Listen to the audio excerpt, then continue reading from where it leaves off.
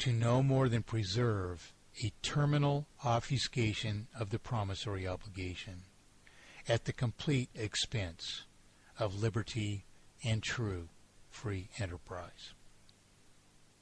And I'm not totally surprised what they've been doing. That's one of the reasons why I've wanted an audit for a long time. You know, this idea of this preposterous idea, of auditing the Fed is just so preposterous.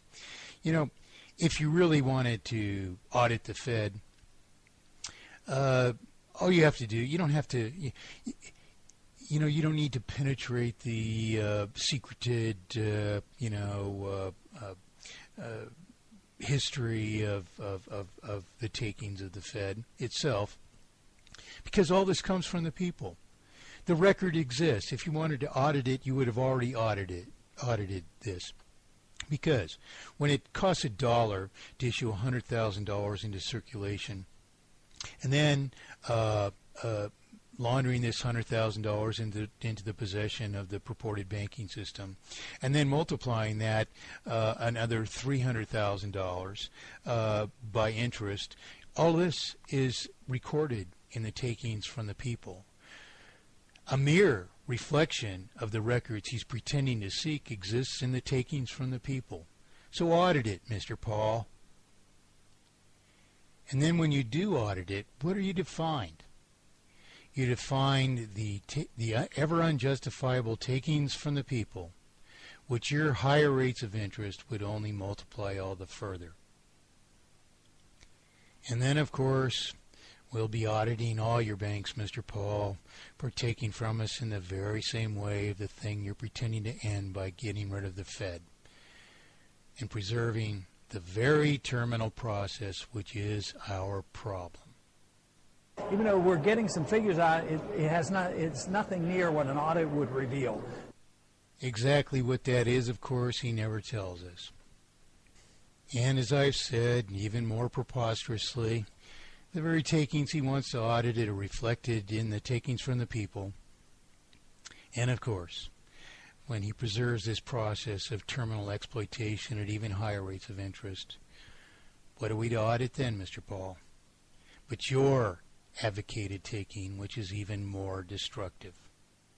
The dollar numbers is very, very high, and of course the involvement overseas is one of the things I really wanted an audit for, but we did get some figures to show that we felt compelled to bail out foreign banks too, which is a real affront to the American people, because indirectly the American people have to pay for this.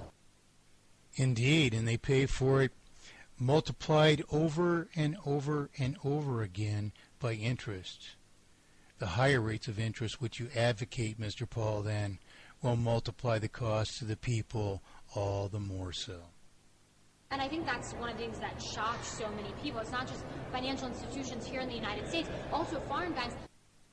It's a global system of exploitation implemented by interest. And therefore, if you're going to pretend you can rescue this thing from itself, which you cannot, any rescue, of course, is going to be broad as all of the culprits and major players of this demise of liberty involved. So there's no getting around this, however much we pretend to be opposed to it. Particularly while we ourselves, Mr. Paul, are advocating a preservation of banking and interest, the very thing which has caused all this. And let's not forget, I mean, it was GE, it was Verizon, it was Harley-Davidson. Yeah. Yet if, of course, you studied your history of the first Great Depression, you would have found likewise that the major players, the railroads, for instance, who kicked veterans off their railroad cars, were first to line up because of this ostensible principle of too big to fail, most costly to the economy. So they get all the handouts at the further cost of the people, as is occurring now, which, of course, is a consequence of forfeiting the principle of representation. What solves all these things is a common principle which represents us, not an appointing or awarding of our right to issue our promissory obligations to each other to private entities which can only do this to exploit us, because that is the only power and therefore the only purpose of this means of exploitation.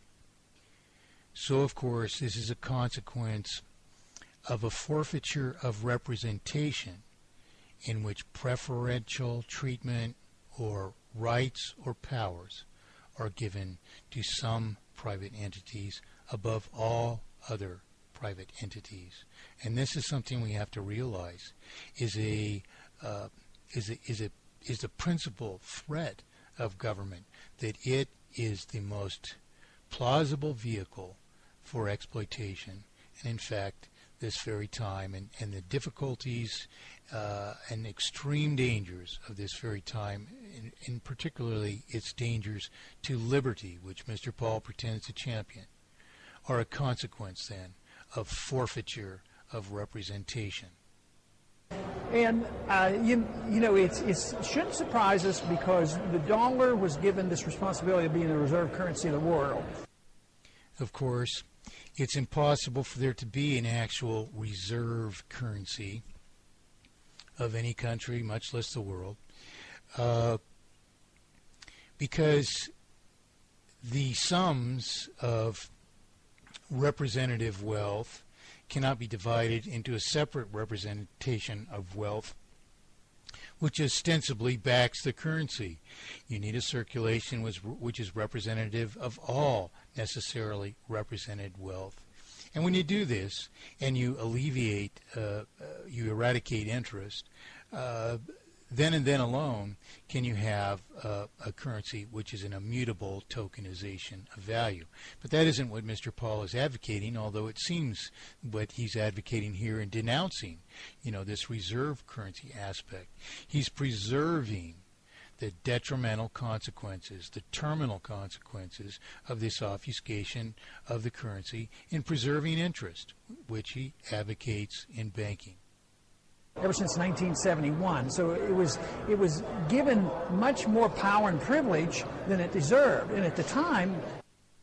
But this, of course, is the same power and privilege that Ron Paul preserves in advocating banking, and as particularly is even exacerbated by the higher rates of interest which, without qualification, he asserts somehow would save us from this multiplying sum of artificial indebtedness, which in fact interest can multiply, and higher rates of interest can multiply only all the faster. After World War II, we had all the gold and we had the economic might, and we weren't beaten down. He refers, of course, only to the beginning of a subsequent life cycle of this terminal system of exploitation, which in fact he advocates preserving. But this is preposterous history as well. He continually has to throw these illusions that gold. So this claim that we had all the gold and all is just utterly false. He just can't resist throwing all these little morsels out here that gold would save us and all. He never explains how. Now, it's preposterous to think that a circulation restricted to the monetary equivalent of gold reserves, possible gold reserves, could possibly sustain modern industry. It absolutely cannot, much less would a path to reverting to the gold standard, which he has never even provided a plausible means of accomplishing. Never could this avert the present consequences or solve the obfuscation of the currency as it's manifested in this present time, as this transformation to mathematically perfected economy, and this transformation to mathematically perfected economy alone can. So Mr. Paul is throwing out these carrots that, gold can save us, and he never tells you how. He gives you no more than what amounts to a sarcastic retort that, ostensibly explains this. But where is the math? There is no math. And in fact, purported Austrian economists reject math.